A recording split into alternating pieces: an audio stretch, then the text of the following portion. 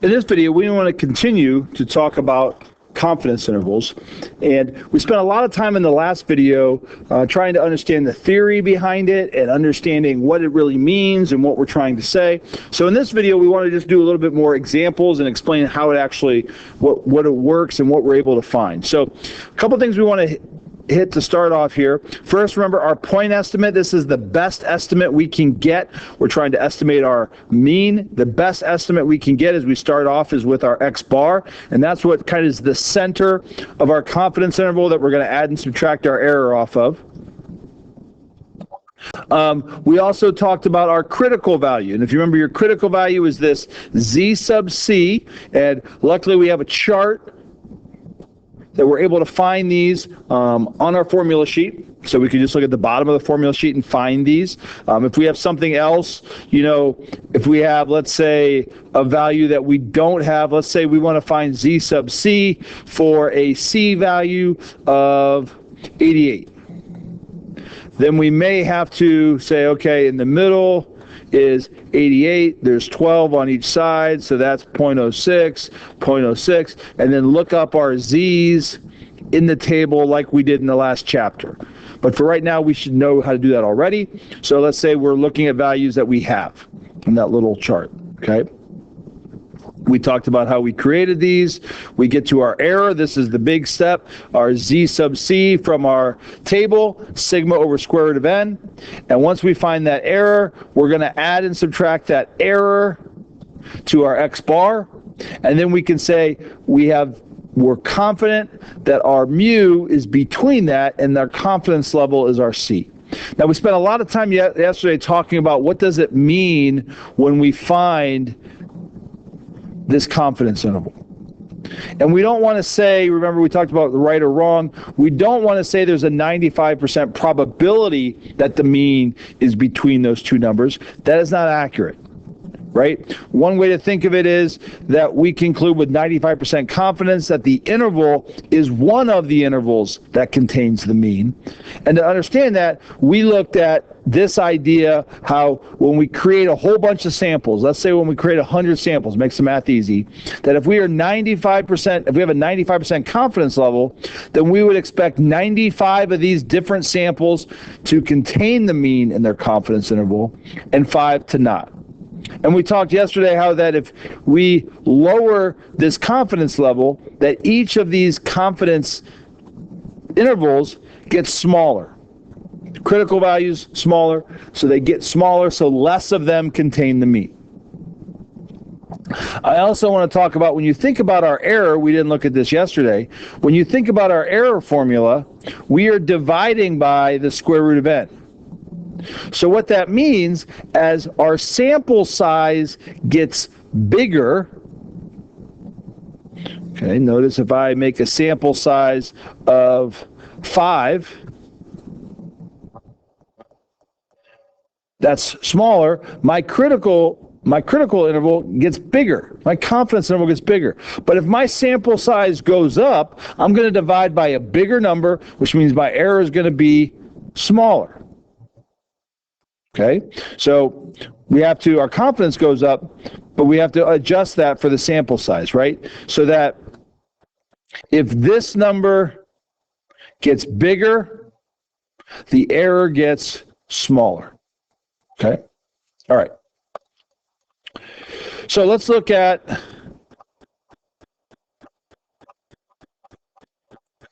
an example. A 2-lane highway has a posted speed limit of 45 miles an hour. A local town is concerned that the speed of the cars on the highway are too fast and want to estimate the mean speed of the cars on the highway. So you want to estimate what's the average speed. Now, you can't spend the time or the money to sample every single car 24/7. So instead, they take a simple random sample. Remember, we always need a simple random sample of 12 selected cars. So first, find a point estimate for the population mean. A point estimate is just X bar. What is the X bar from this sample? So we just add those up, we divide by 12, and we would get 59.62. So every confidence interval has that point estimate for the middle. So based on past studies, we know the standard deviation is 8. Okay, so that's given to us. Construct a 95% confidence interval for the mean speed of the cars. Well, if it's 99, we first need to find our z sub c. So you go to your chart and you look up 99 for confidence intervals, and we get 2.58. Our error now is z sub c, let me write it here first, the formula for our error. Our error formula is z sub c sigma over the square root of n. So this is 2.58 times 8 over the square root of 12. And that gives me 5.958. Now, to find my confidence interval, I am now going to take my x bar minus my error and x bar plus my error to get my confidence interval for my mu. So if I take 59.62 and minus my error, I get 53.662 to 65.578. So now, this is our confidence interval. We do not want to say we are 99% confident that the mean is contained there, because we don't know. But what we do want to say then, how we say that statistically, is we conclude with 99% confidence. And I know that's a really small difference between saying there's a 99% probability, but that confidence versus probability makes a huge difference in what this says. So we conclude with 99% confidence that the mean speed of the cars on the highway is from 53.662 to 65.578. So you can see we spent a lot of time yesterday trying to understand what we're trying to find and what this means. But actually, constructing a confidence interval is not that bad. We just use this error formula.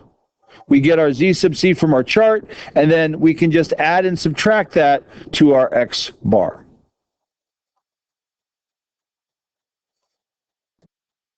Now, one thing they will ask us sometimes is saying, here is our confidence interval. They'll give it to us. We'll say it's between 13.03 to 18.37, kind of using our interval notation from algebra. And they'll want to know, what is x bar? So what is our x bar given that confidence interval? Well, if you think of this on a number line, and we go from 13.03 to 18.37, we know our x bar has to be in the middle, which if you add them up and divide by 2, we get 15.7. Now, if we wanted to find our error, we know that this is x bar minus the error, this is x bar plus the error. So if you just subtract one of those from the mean, we can get our error is 2.67. So we don't even need to know what the confidence level of this confidence interval is. We can still find the mean and the error just by knowing how this is set up. And the last thing we want to look at in this section is finding the sample size. Many times when they do these in the real world, when they do these in research, when they're trying to figure something out, they will say they'll know what they want the error to be. And then you have to pick the sample size to get that error. You want to know, you want something within 1 or 2 pounds, 1 or 2 degrees, $1 or $2, whatever it may be. So then you can set your n big enough to get the error that you want. So let's look at the example here. If we take this, we do some algebra, we multiply, we divide. I'm not going to go through it. This is just on our formula sheet. I think you can see how we do this. Cross multiply, get rid of the square root by squaring, and we end up with this formula. That if we want to determine what sample size will give us the error in this problem. So let's look at an example. A wildlife study has defined the mean weight of salmon caught by a fishing company. A random sample of 50 salmon showed the standard deviation of 2.15 pounds. How large of a sample should be taken to be 99% confident that the sample mean, X bar, is within 0.2 pounds of the true weight? We have our formula. We put in our critical value, 2.58. We put in our standard deviation, 2.15. We have our error within 0.25 pounds. We square it, and so we get an answer of 769.2 is our n. So we could round that up and say we need a sample size of 770 to be confident that we are within 0.2 pounds of the true value of the mean weight, which we don't know, which we're trying to estimate.